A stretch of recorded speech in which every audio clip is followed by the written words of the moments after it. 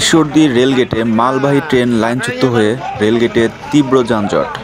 এই ঘটনায় কেউ হতাহত না হলেও সড়কের ওপর ট্রেন থেমে থাকায় দুপাশে তীব্র যানজটের সৃষ্টি হয়। তবে ট্রেনের একটি বগি লাইনচ্যুত হওয়ার 40 মিনিটের মধ্যে লাইন ক্লিয়ার করে বাংলাদেশ রেলওয়ে।